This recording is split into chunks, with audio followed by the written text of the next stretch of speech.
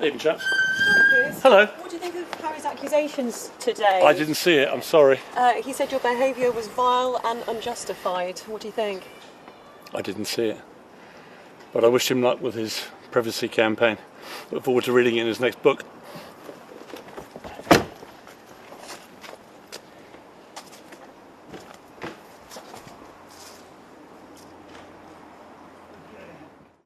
Welcome back to Meghan and Harry Tales, the podcast where we dive deep into the stories that matter most about the Duke and Duchess of Sussex. Prince Harry is in a fight. But this isn't just any fight. It's a battle that strikes at the very heart of his personal experiences and the broader issues of media ethics. He's taking on the British tabloid press, a powerful entity that has long been known for its relentless pursuit of sensational stories, often at the expense of privacy and truth. Specifically, he's targeting Mirror Group newspapers, or MGN, one of the most prominent players in the industry. This isn't just a legal skirmish, it's a confrontation with a giant. Harry claims they used illegal tactics to get information about him. These tactics weren't just unethical, they were criminal, involving deceit and invasion of privacy. This includes phone hacking and other shady practices. Imagine the violation of having your private conversations intercepted and used for public consumption. He's not just doing it for himself. This fight is for everyone who has been a victim of these underhanded methods, for those who have suffered in silence. He's doing it for everyone who's been exploited by these unethical tactics. It's a stand against the systemic abuse of power by the media. This isn't just a legal battle, it's a personal one. For Harry, it's about reclaiming his narrative and protecting his loved ones. Harry's life has been relentlessly scrutinised by the tabloids since he was a child. Growing up in the public eye, he had little respite from the constant media attention. He's seen the damage that invasive reporting can do. The relentless pursuit of a story can leave deep emotional scars. He knows the pain of losing a loved one under the glare of the media spotlight. The loss of his mother, Princess Diana, was a turning point. This case has brought back painful memories for the Duke of Sussex. The courtroom battles are not just about legalities, but about confronting a painful past. He's reliving the trauma of his mother's death. The memories of that tragic night are still vivid and haunting. Princess Diana was constantly hounded by paparazzi. Her every move was documented, often in the most intrusive ways. She died in a car crash while being chased by them. The world mourned, but the circumstances of her death were a stark reminder of the dangers of invasive journalism. Now, Harry's fighting to make sure no one else has to go through what his family did. He wants to create a safer environment for future generations. This trial is about holding the media accountable. It's about ensuring that those who break the law in pursuit of a story face consequences. It's about drawing a line in the sand. Enough is enough. The time has come to stand up against these practices. Harry is standing up and saying enough is enough. His voice is not just for himself, but for all those who have been wronged. He's demanding justice not just for himself, but for everyone who's been wronged by the ruthless pursuit of sensational headlines. This is a fight for truth, integrity and respect for personal boundaries. As he stands with his own family, Harry's determination is fueled by a desire to protect them from the same fate. This battle is as much about the future as it is about the past. The legal proceedings are complex, but the message is clear. The era of unchecked media power must come to an end. Harry's fight is a beacon of hope for many. With every step he takes, Harry is not just a prince fighting for his own truth, but a symbol of resistance against media tyranny.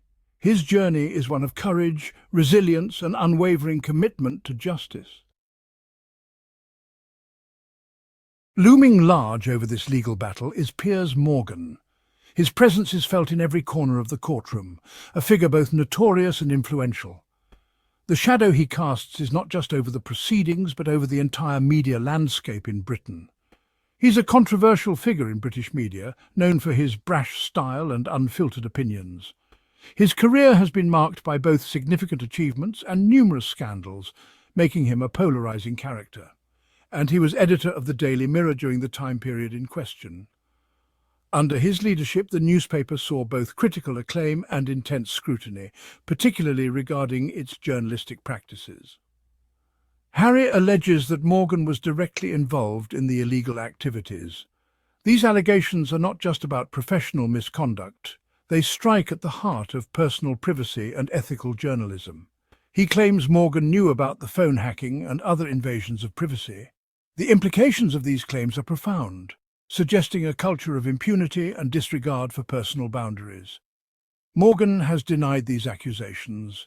He maintains that he had no knowledge of the illegal activities and has consistently portrayed himself as a victim of a witch hunt. But his denials ring hollow for many.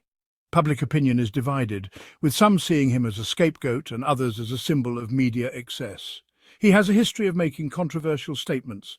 His outspoken nature has earned him both admirers and detractors, and his comments often spark heated debates, and he's been accused of using his platform to bully and intimidate. Critics argue that his approach to journalism is more about sensationalism than substance. His dismissive attitude towards Harry's claims has only fueled the fire.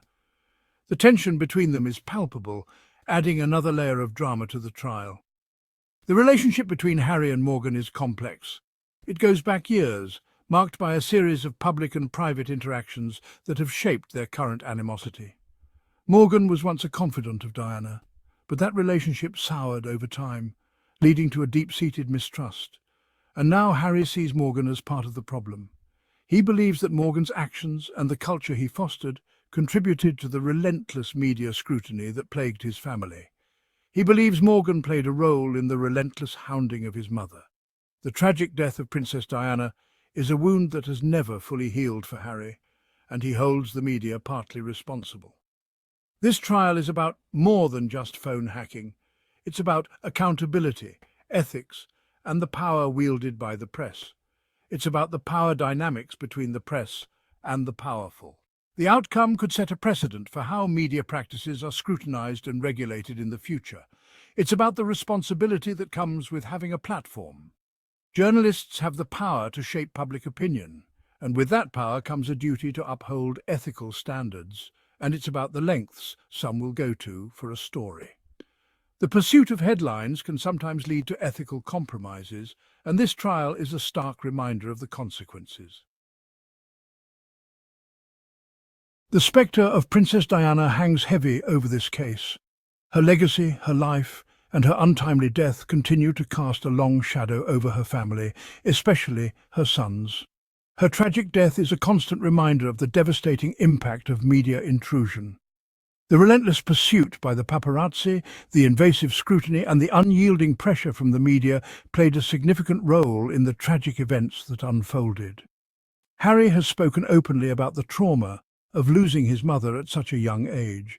The pain of that loss is something that has stayed with him throughout his life, shaping his views and his actions. He's described the constant fear and anxiety he felt growing up in the public eye. The ever-present cameras, the invasive questions, and the lack of privacy created an environment of perpetual stress and unease. The phone hacking scandal has reopened old wounds for Harry. It has brought back painful memories of his mother's struggles and the ways in which her privacy was violated. He believes that his mother was a victim of these illegal tactics.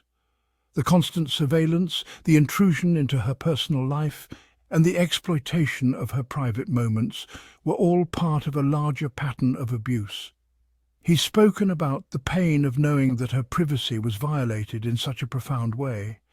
The knowledge that her most intimate conversations and moments were intercepted and exposed is a source of deep anguish for him. The thought of her voice being intercepted, her private conversations being listened to, is unbearable for him. It is a violation that goes beyond the physical, striking at the very heart of personal dignity and respect. This trial is about more than just justice for Harry. It is about seeking accountability for the wrongs done to his mother and ensuring that such violations are not repeated. It's about honouring his mother's memory. By standing up and speaking out, Harry is paying tribute to her legacy and her fight for privacy and dignity. It's about holding those responsible for her suffering accountable. The trial represents a chance to confront those who exploited her and to seek justice for the pain they caused. It's about ensuring that no one else has to endure the same pain and loss. Harry's fight is not just personal, it is a broader battle for the right to privacy and the protection of individuals from media exploitation. The accusations against MGN are serious.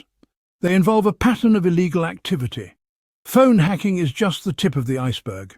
Harry alleges that MGN journalists used a variety of unethical and illegal tactics to get stories. This includes blagging, which is obtaining confidential information by deception. It also includes paying private investigators to dig up dirt on him and those close to him. One particularly disturbing allegation involves the use of audio recording devices. Harry believes that MGN journalists planted listening devices in his home and car. He claims that they recorded his private conversations without his knowledge or consent. This is a gross violation of privacy. It's a betrayal of trust. Thank you for tuning in to Meghan and Harry Tales. Don't forget to like, share and subscribe for more insights and discussions about the Sussexes.